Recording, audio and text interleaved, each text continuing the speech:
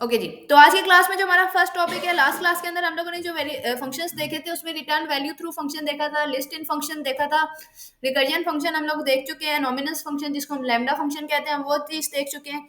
अब जो हम फर्स्ट चीज देखेंगे वो हम लोग ग्लोबल वेरिएबल देखेंगे कि ग्लोबल वेरिएबल क्या होता है और ग्लोबल वेरिएबल वर्क कैसे करता है। जैसे लाइक मैंने आप लोगों को स्टार्टिंग में कहा था कि आपके टू टाइप्स ऑफ वेरिएबल्स होते हैं, एक लोकल वेरिएबल और एक ग्लोबल वेरिएबल। ठीक है, लोकल वेरिएबल और ग्लोबल वेरिएबल में डिफरेंस क्या है कि ग्लोबल वेरिएबल का जो स्कोप है वो जिस जगह पे डिक्लेयर होता है जस्ट वहां तक है। ठीक है, जिस ब्लॉक में या जिस फंक्शन के अंदर आपका लोकल वेरिएबल डिक्लेयर होगा वो वेरिएबल जस्ट उस ब्लॉक के अंदर ही काम करेगा। ठीक है, उसका स्कोप उसी ब्लॉक के अंदर तक है।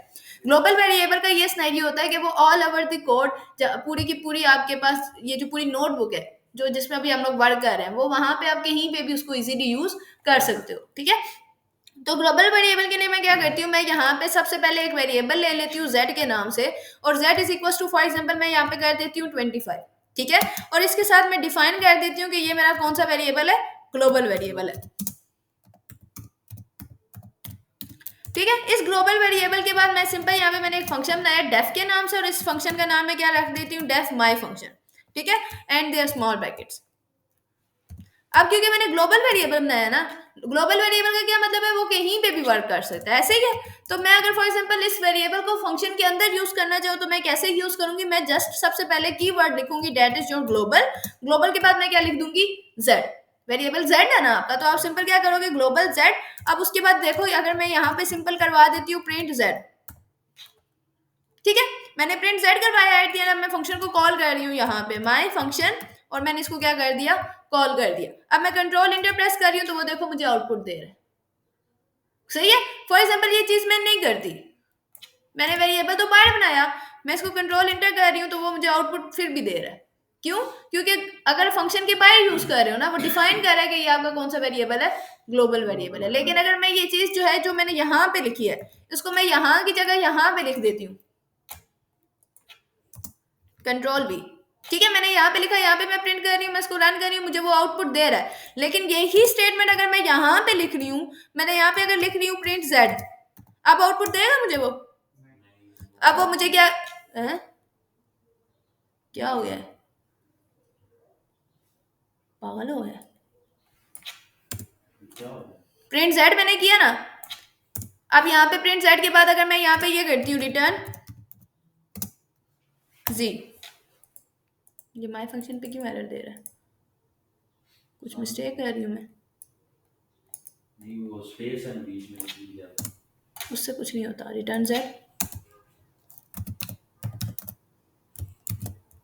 ठीक है, और अब मैं यहाँ पे कर रही हूँ प्रिंट z।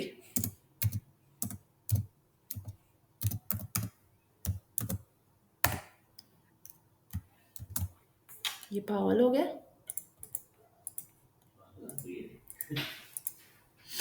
ये गलत कर रहा है, होना नहीं चाहिए इसको प्रिंट। लोकल ग्लोबल दोनों को सेम ही ले रहा है, लगता है ऊपर मैंने ग्लोबल वेरिएबल लिख दिया, उसने सीरियस ले लिया इस बात को। ठीक है, लेकिन ये ऐसे वर्क नहीं करते, क्योंकि अभी ऊपर जब हम लोग ने ऐड और प्रोडक्ट के लिए किया था तो वो कह रहा था का sum and add is not defined. ठीक है, अब मुझे ये नहीं पता कि ये यहाँ पे क्यों ऐसे कर रहा है। सही है, नहीं और तो नहीं कहीं डाला, यहीं पे डाला है। ठीक है, बट ये है कि विदाउट ग्लोबल आप इसको यूज नहीं कर सकते, ये मुझे नहीं पता अब ये क्यों आपको ऐसे एरर दे रहा है। अब यहाँ पे देखो, अगर मैं यहाँ पे स्टेटमेंट लिख रही हूँ ना प्रिंट, ऊपर भी हम लोगों ने लोकल वेरिएबल यूज किया हुआ ना, तो यहाँ पे अगर मैं ये लिख रही हूँ द सम इज, ठीक है, कोमा के बाद मैं सिंपल लिख देती हूँ सम 1। ठीक है, अब देखना मैं कंट्रोल इंटर कर रही हूँ ना, वो मेरे से नंबर ले रही है, मैंने 23 डाला, 43 डाला, तो ये देखो अब यहाँ पे वो मुझे एरर दे रहा है सम 1 इज नॉट डिफाइंड, रहता कि वर्क सेम यही किया हुआ है हम लोगों ने यहाँ पे भी। ठीक है, बट ये मुझे इधर ये क्यों ऐसे दे रहा है, ये इसी को पता होगा। ठीक है, लेकिन ये कि आप इस तरह यूज नहीं कर सकते। बात समझ आ गई आप लोगों को, विदाउट ग्लोबल वेरिएबल। उसने ग्लोबल वेरिएबल का नाम सीरियस ले लिया ऊपर। ठीक है, अच्छा अब इसकी एक और एग्जांपल करके देखते हैं। लाइक फॉर एग्जांपल इसको यहाँ से मुकाते हैं और इसकी जगह न्यू काम करके देखते हैं। फॉर एग्जांपल मैंने क्या किया, मैं यहाँ ये ट्रेस में नहीं कर रहा इसको, ये लो। ठीक है, अब यहाँ पे मैं क्या करती हूँ, मैं यहाँ पे एक वेरिएबल ले लेती हूँ z इज इक्वल टू 23 ले लिया मैंने। ठीक है। अब मैं क्या कर रही हूँ, मैं नीचे जब फंक्शन बना रही हूँ डेफ माई फंक्शन, और इस माई फंक्शन के अंदर मैं फिलहाल कोई भी पैरामीटर पास नहीं कर रही, ठीक है। इसके अंदर मैं यहाँ पे मैंने आपको क्या कहा, ग्लोबल के लिए आपको क्या लिखना मस्ट है, ग्लोबल लिखना मस्ट है, ग्लोबल जेड लिखा मैंने, और इसके बाद मैं यहाँ पे क्या लिख रही हूँ, प्रिंट जेड। सही हो गया। अब यहाँ पे मैं क्या करती हूँ, जैसे मैंने प्रिंट जेड किया, इसके नीचे मैं एक और वेरिएबल डिक्लेयर करवा देती हूँ दोबारा, जेड इज इक्वल टू 20, ठीक है। अब अगर मैं इस फंक्शन को कॉल करती हूँ तो देखो क्या आउटपुट देता है वो, माई फंक्शन, और उसके बाद यहाँ पे मैं क्या यूज कर रही हूँ, प्रिंट जेड। अब मुझे तो बताओ क्या आउटपुट देगा वो,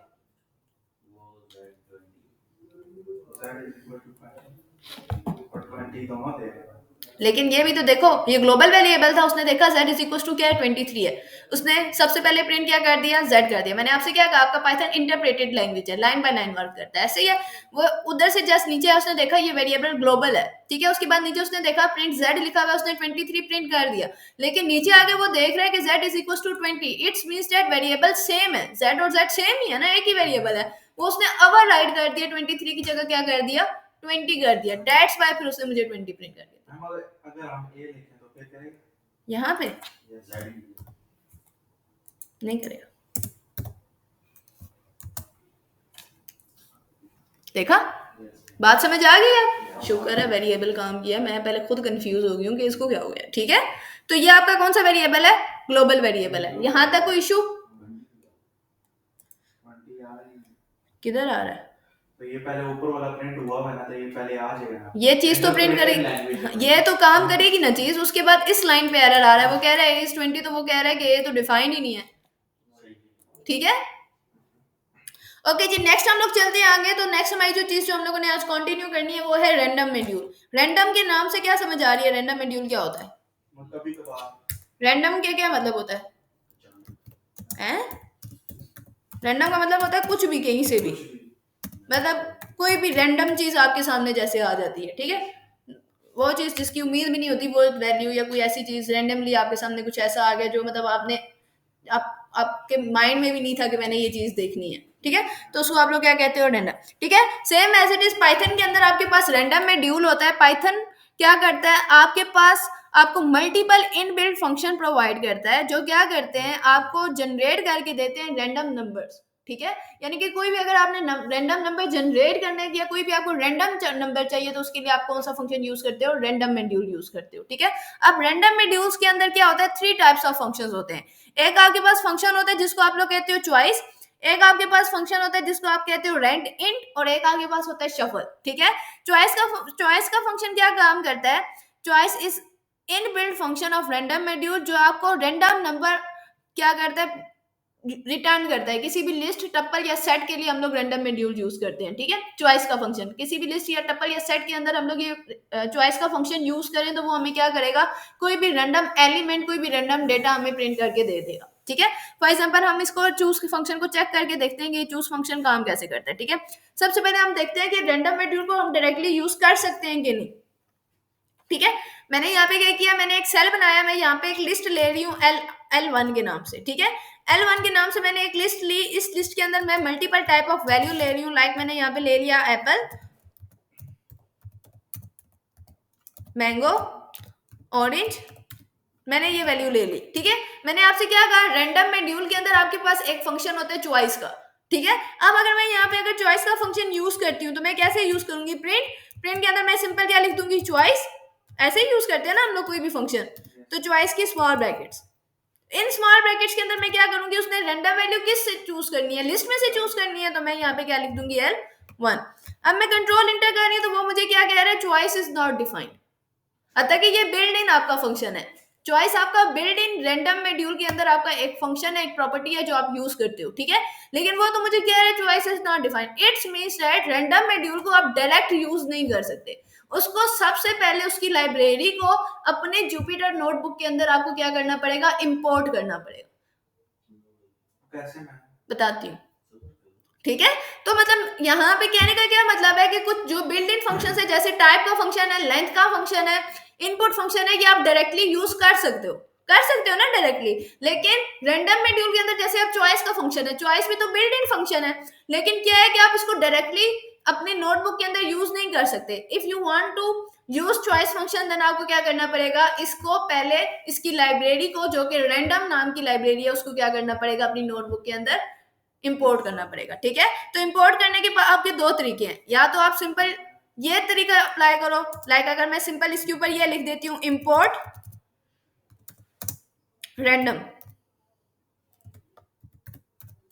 ठीक है, एक ये तरीका है। अब देखना कंट्रोल इंटर, अच्छा अब वो देखो अगर मैंने इंपोर्ट रैंडम किया तो वो मुझे क्या कह रहा है, चॉइस इज नॉट डिफाइंड।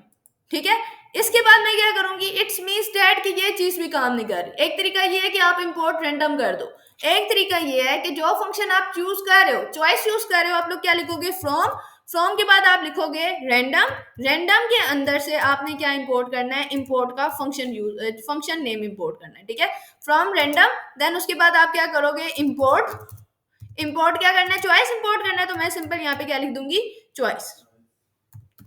ठीक है, अब देखना उसने अपनी मर्जी से कोई वैल्यू चॉइस करके दे दिया, मैं इसको दोबारा रन कर रही हूँ तो ये देखना अब वो मुझे मैंगो दे रहा है, मैं दोबारा रन कर रही हूँ तो वो मुझे ऑरेंज दे रहा है, उसकी अपनी मर्जी है वो मुझे क्या रन करके देगा। ठीक है, तो वो चॉइस चूज कर रहा है, उसको हमने कोई इंडेक्स तो नहीं दिया ना अभी, तो मुझे इस इंडेक्स की वैल्यू दो, वो अपनी मर्जी से, वो अपनी मर्जी से कोई भी वैल्यू मुझे प्रिंट करके देगा चॉइस। ठीक है, बात समझ आ गई। उसके बाद आपके पास एक और फंक्शन होता है जिसका मतलब होता है red int, red int OTP क्या होता है आपको पता है? जो मोबाइल पे अक्सर आपके नंबर मतलब मोबाइल पे एक कोड आता है, वो भी रैंडम वैल्यूज आती है ना आपके पास, एक ओटीपी आती है, वो रैंडम वैल्यू आती है, उसके लिए आपके पास एक फंक्शन होता है रेड इंट के नाम से एक फंक्शन होता है, हम वो यूज करते हैं।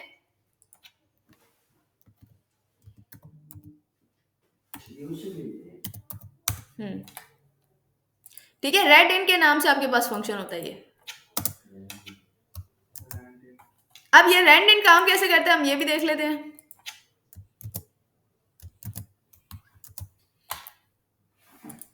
मैंने क्या करना है, मैं सिंपल जैसे हम लोगों ने चॉइस को इंपोर्ट किया था ना ऊपर रैंडम के अंदर से, सेम एज इट इज अब मैं किसको इंपोर्ट करूंगी, रेड इंट को इंपोर्ट करूंगी। तो इंपोर्ट करने के लिए सबसे पहले मैं लिखूंगी फ्रॉम रैंडम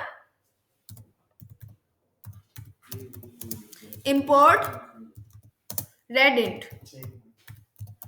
ठीक है, ये मैंने इंपोर्ट कर लिया। अब सिंपल क्या करती हूँ, मैं ओटीपी के नाम से एक वेरिएबल ले लेती हूँ और उसके अंदर मैं डिफाइन कर देती हूँ अपना function that is red int, और इसके अंदर मैं इसको ना लिमिट दे देती हूँ कि आपने कहाँ से लेकर कहाँ तक मुझे नंबर लिमिट दे देनी है कि स्टार्टिंग पॉइंट क्या होना चाहिए, एंडिंग पॉइंट क्या होना चाहिए। ठीक है, मैं उसको कहती हूँ कोई एक 10,000 से लेकर 9999999 कितने नंबर होते हैं, 6 ये कितने हैं, 5। ठीक है, मतलब मैं आपसे कह रही हूँ कि मुझे मतलब इतने इसकी मुझे मैं उसको लिमिट दे रही हूँ, 6 नंबर के आपका कोड होता है ना, तो मैं उसको लिमिट दे रही हूँ कि इस लिमिट से लेकर इनके बीच में से मुझे कोई भी एक नंबर प्रिंट करके ओटीपी दे दो। ठीक है, अब मैं नेक्स्ट क्या करूंगी, ये मैंने कर लिया। उसके बाद सिंपल मैं यहाँ पे नीचे प्रिंट की स्टेटमेंट यूज करती हूँ, और प्रिंट की स्टेटमेंट के अंदर मैं क्या कर देती हूँ, योर ओटीपी इज, और उसके बाद मैं क्या प्रिंट कर दूंगी ओटीपी। ऐसे ही यूज करते हैं ना आप लोग। अब देखना कंट्रोल इंटर, तो वो मुझे अपनी मर्जी से कोई भी उसने रैंडम वैल्यू क्या करके दे दिया, प्रिंट करके दे दिया। वो जो एक दफा ना हो सही ऊपर करेक्ट चेक वो फॉर्म में चेंज हो जाती है वैल्यू, ये रन दोबारा करो, चेंज ओटीपी, ये लो, ये लो मैम। ये वैसे ये लो, हम इसको यूज कहाँ पे करेंगे, ओटीपी कहाँ पे यूज होती है मैम, इस पे टाइम ड्यूरेशन नहीं, ये फंक्शन रैंडम फंक्शन ये मतलब हम यूज कहाँ पे करेंगे, जब आप अपनी वेबसाइट्स बनाते हो तो कुछ वेबसाइट्स के लिए भी तो आपको ओटीपी की जरूरत पड़ती है ना, तो वहां पे रैंडम मॉड्यूल यूज होगा कि नहीं होगा। ठीक है,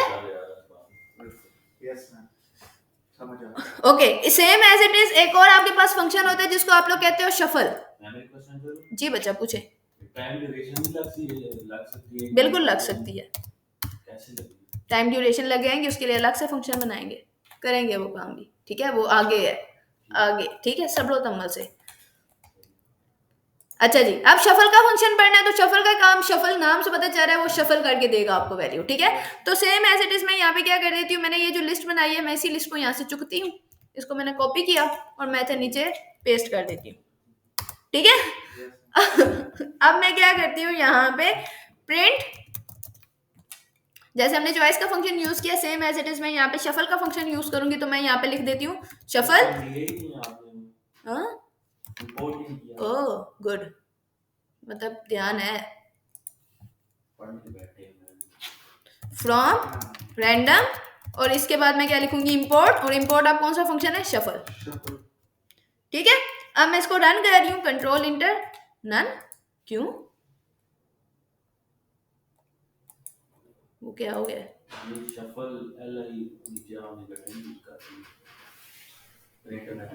SHUFFLE सही तो लिखा है फंक्शन का नाम। वेट, ये करते हैं शफल, शफल के अंदर मैं लिख देती हूँ एल्मा, प्रिंट एल्मा।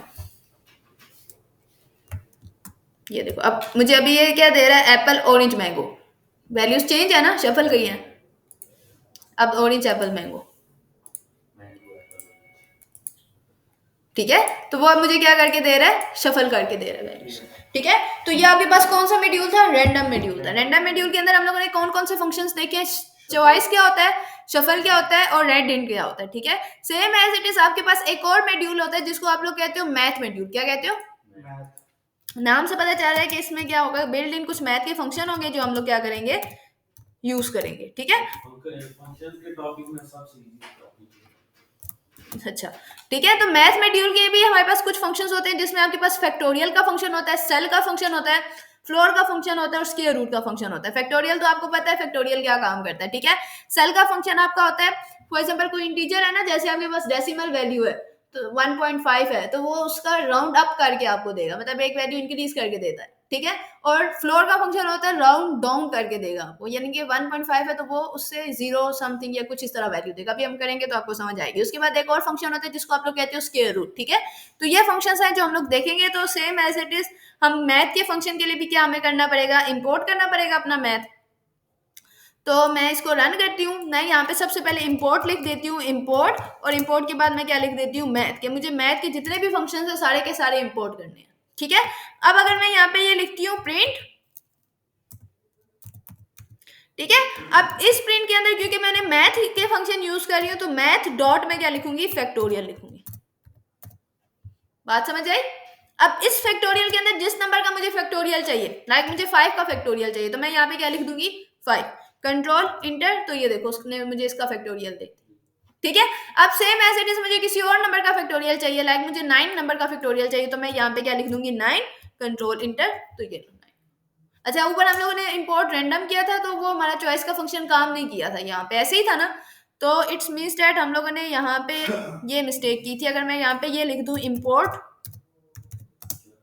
रैंडम, और यहाँ पे जैसे मैंने चॉइस लिखा ना, तो चॉइस से पहले भी मुझे क्या लिखना पड़ेगा, रैंडम डॉट चॉइस।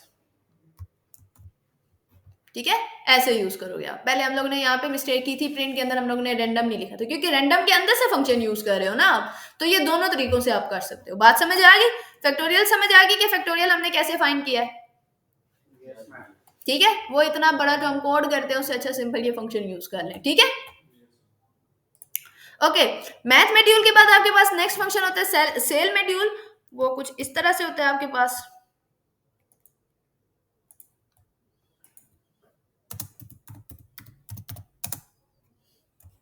ठीक है, अब हम ये देख लेते हैं कि ये फंक्शन कैसे काम करता है।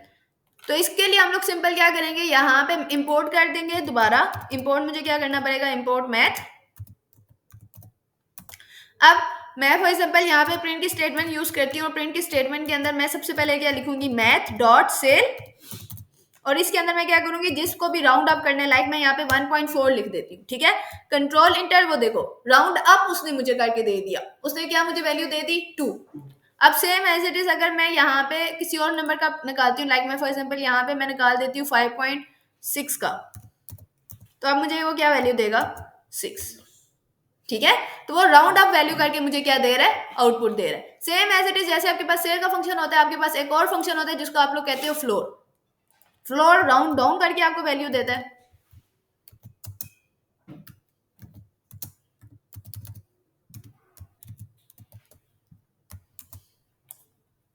तो हम देखते हैं कि फ्लोर का फंक्शन कैसे काम करता है। मैंने सिंपल क्या करना है, सेम एज इट इज पहले वाला काम मैं यहाँ पे क्या करूंगी, इंपोर्ट मैथ करूंगी।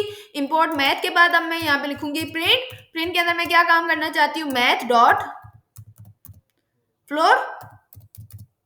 समझ आ रही है आप लोगों को?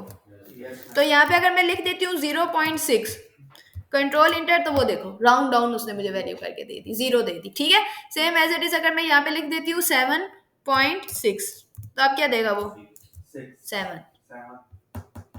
बात समझ आई? राउंड डाउन करके दी ना मुझे, राउंड अप में तो वो वैल्यू इंक्रीज करके दे रहा था। ठीक है, क्या समझ आ गई फ्लोर का फंक्शन?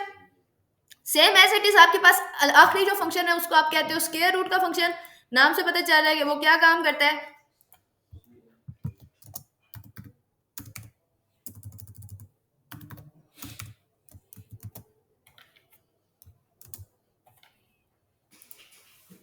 तो मैं यहाँ पे सेम एज इट इज पहले लिखूंगी इंपोर्ट मैथ, और उसके बाद मैं यहाँ पे कर दूंगी प्रिंट, और प्रिंट में मैं क्या कर दूंगी, मैथ डॉट स्क्वायर रूट। और स्क्वायर रूट मुझे फॉर एग्जाम्पल निकालना है 20 का। ठीक है, कंट्रोल इंटर, तो ये देखो उसने मुझे 20 का स्क्वायर रूट निकाल के दे दी। ठीक है, समझ आए? अगर 200 का निकालना है तो उसने मुझे 200 का निकाल के दे दी। बात समझ आ गई बच्चा? तो ये थे हमारे फंक्शंस, और यहाँ पे आज हमारे फंक्शंस कंप्लीट होते हैं। किसी को कोई कंफ्यूजन है, कोई सवाल है, कोई मसला है तो वो पूछ सकता है अभी मेरे से। इजी था, ये बहुत इजी था। बस आप लोगों ने अब क्या करना है, लैम्डा फंक्शन भी बहुत इजी है, रैंडम में ड्यूल भी इजी है, मैथ में ड्यूल भी इजी है, फंक्शंस भी इजी हैं, फंक्शंस भी इतने डिफिकल्ट नहीं है। अब आप लोगों ने इसकी अच्छे से प्रैक्टिस करनी है, ताकि जब हम लोग आपकी पाइथन का ये वाली चीज़ पता है आप लोगों को, क्योंकि आप लोग वेब डेवलपमेंट कर रहे हो ना, बैक एंड कर रहे हो। बैक एंड में जो सबसे ज़्यादा मेन चीज़ यूज़ होती है वो आपके फंक्शंस यूज़ होते हैं, जो हम लोग फंक्शंस अभी टॉपिक किया हम लोगों ने, तभी मैंने इस पर थोड़ा सा टाइम ज़्यादा भी दिया आप लोगों को। इसको जितने अच्छे से आप लोग कर सकते हो कवर, इसको करो, क्योंकि बैक एंड में सबसे ज़्यादा फंक्शंस यूज़ होते हैं। ठीक है।